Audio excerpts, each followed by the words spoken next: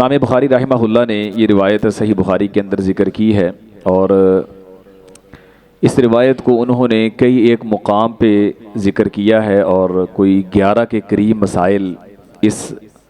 حدیث سے انہوں نے استنباط کیے ہیں، بیان کیے ہیں۔ ہماری سیدہ عائشہ رضی اللہ عنہ بیان کرتی ہیں کہ میں ایک سفر میں رسول کریم صلی اللہ علیہ وآلہ وسلم کے ساتھ تھی۔ جب ہم واپس آ رہے تھے تو بیضاء یا ذات الجیش کے مقام پر جب ہم پہنچے تو وہاں پہ میرا ہار گم ہو گیا۔ ہماری سیدہ عائشہ رضی اللہ عنہ کئی سفروں میں رسول کریم صلی اللہ علیہ وآلہ وسلم کے ساتھ تھیں، اور 2 مواقع پہ ان کا ہار گم ہوا ہے۔ ایک موقع وہ تھا جب اس کے بعد ان پہ بہتان لگنے کا واقعہ پیش آیا، جسے واقعہ افک کہتے ہیں۔ یہ اس سے پہلے کا واقعہ ہے، اور یہ غزوہ بنو مستلق کا واقعہ ہے، اور یہ والا واقعہ جو میں بیان کرنے جا رہا ہوں یہ اس کے بعد کا ہے، اور اہل علم کا کہنا ہے یہ غزوہ ذات الرقاع سے واپسی کا واقعہ ہے۔ تو ماں جی بیان کرتی ہیں کہ جب ہم ذات الجیش یا بیضاء کے مقام پہ پہنچے وہاں میرا ہار گم ہو گیا۔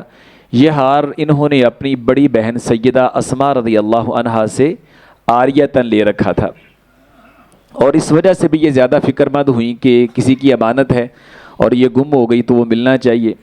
رسول کریم صلی اللہ علیہ وآلہ وسلم سے ماں جی نے ذکر کیا تو آپ نے وہاں پڑاؤ کیا، اور صحابہ کرام رضی اللہ عنہم کو اس ہار کو تلاش کرنے کا حکم دیا۔ تو بعض صحابہ کرام سیدنا اسید بن حضیر رضی اللہ عنہ اور ان کے ساتھی اس ہار کو تلاش کرنے لگے۔ تلاش کرتے کرتے وہ کچھ دور نکل گئے اور ہار نہ ملا۔ اسی دوران صحابہ کرام رضی اللہ عنہم کو نماز کے وقت نے آ لیا، نماز کا وقت ہو گیا۔ تو سیدنا اسید رضی اللہ عنہ اور ان کے جو ساتھی تھے انہوں نے دیکھا نماز کا وقت ہو گیا ہے، اب ان کے پاس پانی موجود نہیں ہے، اور وہ کسی ایسے مقام پہ بھی نہیں ہے جہاں انہیں پانی مل سکے، اور اس وقت تک ابھی تیمم کی آیات کا نزول نہیں ہوا تھا۔ تو حدیث کے الفاظ ہیں کہ فحضرت الصلاۃ ولیسوا علی ماء ولم یجدوا ماء فصلوا وهم علی غیر وضو۔ تو صحابہ کرام رضی اللہ عنہم نے اس وقت پھر بغیر وضو کے نماز پڑھ لی، ٹھیک ہے۔ خیر اس کے بعد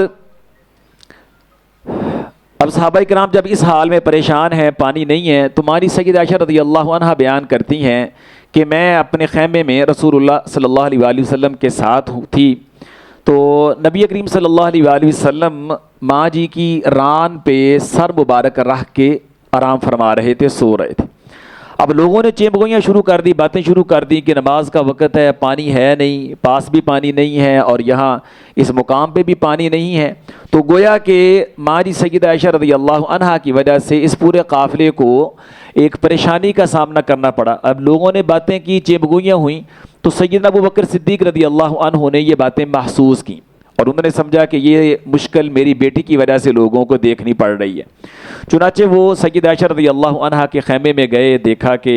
رسول کریم صلی اللہ علیہ وآلہ وسلم ان کی ران پہ سر مبارک رکھ کے آرام فرما رہے ہیں۔ اب چونکہ انہیں ایک طرح کا غصہ تھا کہ عائشہ رضی اللہ عنہا کی وجہ سے یہ ساری مشکل دیکھنا پڑ رہی ہے، تو انہوں نے اپنی بیٹی کو کچھ سخت الفاظ کہے۔ ماں جی فرماتی ہیں فقال ابو بکر ما شاء اللہ ان یقول، تو انہوں نے کچھ سخت الفاظ، ڈانٹ کے الفاظ جو وہ کہنا چاہتے تھے کہے، اور ساتھ مجھے میرے پہلو میں انہوں نے کچھ کچوکے بھی لگائے، ٹھیک ہے، ذرا ناراضی کے لحاظ سے، ناراضی کے انداز میں۔ تو ماں جی فرماتی ہیں کہ فلا یمنعنی من التحرک الا مکان رسول اللہ صلی اللہ علیہ وسلم۔ اب چونکہ رسول کریم صلی اللہ علیہ وآلہ وسلم میری ران پہ سر مبارک رکھ کے آرام کر رہے تھے، اب والد گرامی ڈانٹ بھی رہے ہیں اور تھوڑا سا سرزنش کرتے ہوئے کچوکے بھی لگا رہے ہیں، تو ماں جی فرماتی میں نے بالکل حرکت نہیں کی کہ کہیں رسول اللہ صلی اللہ علیہ وآلہ وسلم ڈسٹرب نہ ہو، ٹھیک ہے، آپ کے آرام میں خلل واقع نہ ہو، ٹھیک ہے۔ میں نے اپنے آپ کو پورا اس طرح جماؤ کے ساتھ سنبھال کے رکھا، ٹھیک ہے۔ پھر اس کے بعد رسول کریم صلی اللہ علیہ وآلہ وسلم اٹھے اور آپ نے دیکھا کہ پانی موجود نہیں ہے، اور پھر آپ نے وہاں سے جیسے ہی کوچ کا اور چلنے کا حکم دیا، وہ آپ کے اونٹ مبارک کو اٹھایا گیا تو وہ گم شدہ ہار جو ہے وہ اس کے نیچے سے مل گیا، اور اسی اثناء میں اللہ تعالیٰ نے تیمم کی آیات اتار دی۔ صحابہ کرام رضی اللہ عنہم نے تیمم کر کے نماز پڑھی۔ نماز کے بعد جب انہوں نے رسول کریم صلی اللہ علیہ وآلہ وسلم کے اونٹ کو اٹھایا تو وہ گم شدہ ہار اسی کے نیچے سے مل گیا۔ ٹھیک ہے، یہ حدیث ہے جس کو امام بخاری رحمہ اللہ نے کئی ایک مقام پہ ذکر کر کے اور اس سے متعدد مسائل کا استنباط کیا ہے۔ کوئی 11 کے قریب مسائل اس حدیث سے انہوں نے اخذ کی ہیں، جو میں اشارتاً آپ کی خدمت میں ذکر کرنا چاہتا ہوں۔ نمبر 1 تو یہ ہے کہ کوئی خاتون جو ہے زیب و زینت اس کا حق ہے، تو اگر اس کے پاس زیب و زینت کے لیے زیورات وغیرہ موجود نہیں ہیں تو وہ کسی اپنی سہیلی سے یا اپنی بہن سے عاریتاً لے سکتی ہے، شرعاً اس کا جواز ہے، جس طرح ہماری سیدہ عائشہ رضی اللہ عنہا نے اپنی بڑی بہن سے وہ ہار لیا ہے۔ اسی طرح رسول کریم صلی اللہ علیہ وآلہ وسلم کی عادت مبارکہ تھی، جب بھی آپ سفر کے لیے تشریف لے جاتے تو اپنی کسی بیوی کا قرعہ اندازی کے ذریعے انتخاب کرتے اور ان کو آپ اپنے ساتھ لے جاتے۔ تو اس سے یہ پتہ چلتا ہے کہ عورتیں بھی مردوں کے ساتھ سفر میں شریک ہو سکتی ہیں، یا سفر پہ عورتوں کو بھی اپنے ساتھ لے جایا جا سکتا ہے۔ تیسری بات اس حدیث سے یہ بھی معلوم ہوتی ہے کہ باپ اگرچہ اس کی اولاد بڑی اور بالغ ہو جاتی ہے، حتیٰ کہ شادی بھی ہو جاتی ہے، وہ ان میں کوئی ایسی بات دیکھتا ہے جو کہ شرعاً درست نہیں ہے، ٹھیک ہے، تب بھی اس کو یہ حق حاصل ہے کہ وہ اپنی اولاد کی غلطی پہ اسے متنبہ کرے اور سرزنش کا اور ڈانٹ ڈپٹ کا اظہار کرے۔ یا بعض اہل علم نے یہ مسئلہ اخذ کیا ہے کہ حاکم کی موجودگی میں جو باپ ہے وہ اپنی اولاد کو شرعی طور پہ کسی ایسے معاملے پہ سزا دے سکتا ہے جس پہ سزا دینا شریعت نے اس کو جواز دیا ہے۔ اب رسول کریم صلی اللہ علیہ وآلہ وسلم حاکم وقت ہیں، آپ موجود ہیں، اور آپ کی اجازت کے بغیر سیدنا ابو بکر صدیق رضی اللہ عنہ اپنی بیٹی کی سرزنش کر رہے ہیں، تو اس سے یہ مسئلہ نکلتا ہے کہ باپ اپنی اولاد کی حاکم وقت کی موجودگی میں اس کی اجازت کے بغیر اس کو سرزنش بھی کر سکتا ہے، ہلکی پھلکی سزا بھی دے سکتا ہے، تادیب کر سکتا ہے، ٹھیک ہے۔ اور رسول کریم صلی اللہ علیہ وسلم کی موجودگی میں ابو بکر صدیق رضی اللہ عنہ نے یہ عمل دہرایا ہے۔ چوتھی بات اس سے حدیث سے یہ معلوم ہوتی ہے کہ اگر کسی وجہ سے آدمی کسی ایسے مقام پہ ہے، ٹھیک ہے، کہ اس کے پاس پانی نہیں ہے اور تلاش کے باوجود پانی میسر بھی نہیں آ سکا، تو اس کا متبادل شریعت نے تیمم دیا ہے۔ اب اگر بعض اوقات انسان ایسے مقام پہ ایسی جگہ پہ ہے کہ مٹی بھی میسر نہیں ہے، ٹھیک ہے، تو نماز کسی صورت میں معاف نہیں ہے۔ اس حالت میں اگر وہ بغیر تیمم کے بغیر وضو کے وہ نماز پڑھ لے تو اس کی نماز ٹھیک ہے، ٹھیک ہے۔ یہ ہمارے دین اسلام کی خوبی ہے۔ اللہ تعالیٰ قرآن میں فرماتے ہیں یرید اللہ بکم اليسر ولا یرید بکم العسر۔ اب ان صحابہ کرام رضی اللہ عنہم نے اگرچہ اس وقت تیمم کا حکم نہیں آیا تھا، ٹھیک ہے، وضو کا حکم تھا، صحابہ نے تلاش کیا، پانی ان کے پاس موجود بھی نہیں ہے، پانی ملا بھی نہیں ہے،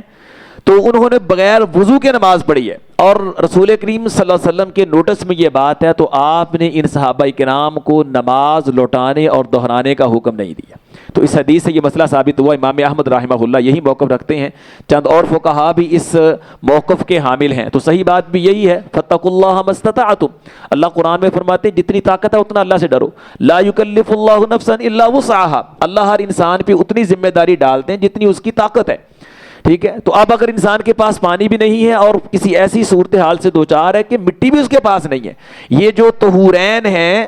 صفائی ستھرائی کی طہارت حاصل کرنے کی دو چیزیں ہیں، دونوں میسر نہیں ہیں، ٹھیک ہے، تو انشاءاللہ نماز وہ پڑھے گا، اور اس صورت میں بغیر وضو کے بغیر تیمم کے انشاءاللہ اس کی نماز درست ہوگی۔ جب اس نے نماز پڑھ لیا، بعد میں اگر اس کو پانی مل بھی گیا ہے یا مٹی مل بھی گئی ہے تو انشاءاللہ اس نماز کو لوٹانے اور دہرانے کی ضرورت نہیں ہے۔ پانچویں بات اس حدیث سے ہمیں یہ معلوم ہوتی ہے کہ رسول کریم صلی اللہ علیہ وآلہ وسلم مشکل کشا نہیں تھے۔ اب دیکھیں صحابہ کرام رضی اللہ عنہم پانی کی مشکل سے دوچار ہے، رسول کریم صلی اللہ علیہ وآلہ وسلم اس مشکل کو دور نہیں کر پائے، آپ ان کے لیے پانی دستیاب نہیں کر پائے۔ اللہ نے اس مشکل کو حل کیا ہے کہ اللہ تعالیٰ نے آیات تیمم اتار کے صحابہ کے لیے آسانی پیدا کی ہے، ان کی مشکل رفع کی ہے، رسول کریم صلی اللہ علیہ وآلہ وسلم اس مشکل کو رفع اور دور نہیں کر پائے، ٹھیک ہے۔ اور چھٹی بات ہمیں اس حدیث سے یہ بھی معلوم ہوتی ہے کہ رسول کریم صلی اللہ علیہ وآلہ وسلم علم غیب بھی نہیں رکھتے تھے، آپ کے کمالات بے شمار ہیں، ٹھیک ہے، لیکن عالم الغیب ہونا میرے اللہ کی خوبی ہے، رسول کریم صلی اللہ علیہ وسلم کی یہ خوبی نہیں ہے۔ اب آپ دیکھیے کہ اگر آپ عالم الغیب ہوتے تو آپ بتا دیتے بھائی ہار تو وہ سواری کے نیچے، وہ اونٹ کے نیچے پڑا، اٹھاؤ اس کو اور وہاں سے لے لو۔ لیکن آپ مشکل سے دو چار ہیں، صحابہ کرام مشکل سے دو چار ہیں، نماز کا وقت ہے، لیکن ہار کے بارے میں آپ کو معلوم نہیں تھا، ٹھیک ہے، اللہ کی یہ تدبیر تھی، اور پھر جب اس سواری کو اٹھایا گیا تو پتہ چلا ہے۔ تو یہی بات انبیاء کرام علیہ السلام میں تھی، اللہ ان کو بذریعہ وحی بتاتے تھے تو انہیں معلوم ہوتا تھا، اور اس کے مطابق آگے وہ اپنی امت کو بتایا کرتے تھے۔ اب دیکھیں نا، یوسف علیہ السلام کو ان کے بھائی باپ سے ایک بات چیت کر کے لے گئے ہیں، اور یوسف علیہ السلام کنعان میں باپ سے کچھ گز کے فاصلے پہ کنویں میں پڑے ہیں۔ یعقوب علیہ السلام کو کوئی پتہ نہیں ہے کہ بیٹا یعنی تھوڑے سے فاصلے پہ کنویں میں پڑا ہے، لیکن جب اللہ نے بتا دیا ہے تو سینکڑوں میل دور وہ کہاں مصر میں ہیں، اور یہاں کنعان میں انہیں یوسف کی خوشبو آ رہی ہے۔ وہ کہہ رہے انی لاجد ریح یوسف، جہاں یوسف چند غز کے فاصلے پہ پڑے ہیں کنویں میں، یوسف کی خوشبو نہیں آئی، پتہ نہیں چلا انہیں، لیکن جب اللہ نے بتایا ہے تو کنعان، وہ کہاں مصر سے خوشبو کنعان میں آ رہی ہے، ٹھیک ہے۔ تو یہاں بھی آپ دیکھ لیجئے کہ اللہ کے رسول صلی اللہ علیہ وآلہ وسلم کے پاس وہ اونٹ بیٹھا ہوا ہے، آپ کو پتہ نہیں، جب اللہ نے بتایا تو پتہ چل گیا۔ ویسے آپ دور دراز کی باتیں صحابہ کرام کو بتاتے تھے تو وہ علم غیب کی وجہ سے نہیں تھی، وما ينطق عن الهوى ان هو الا وحی یوحى، کہ میرے پیغمبر اپنی مرضی سے نہیں بولتے، اللہ کی طرف سے ان پہ وحی کی جاتی ہے، تو اس وحی کے تحت وہ آپ گفتگو اور بات چیت کرتے ہیں۔ تو یہ وہ چند مسائل ہیں جو امام بخاری رحمہ اللہ نے اس حدیث سے استنباط کیے ہیں، تو بہت بڑی ان کی اور بڑی عظیم ان کی فقاہت ہے، اور اس سے آپ دیکھیے کہ اس امت پہ کتنی اللہ تعالیٰ نے آسانیاں کی، اور آخری بات جو انہوں نے اس سے ثابت کی ہے کہ جب یہ سارا واقعہ پیش آیا نا تو آیات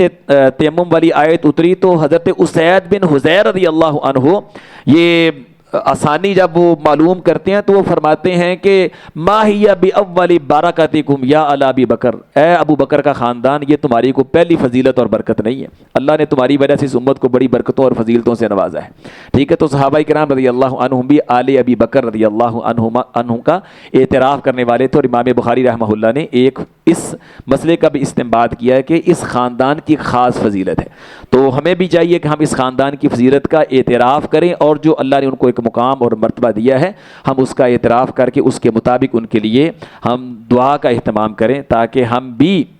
اس خاندان کے ساتھ محبت میں شامل ہو کر کے اللہ سے جو ہے وہ اس کا اجر وصول کر سکیں۔ اللہ تعالی ہمیں اس کی توفیق عطا فرمائے۔ وما علیہ الا البلاغ۔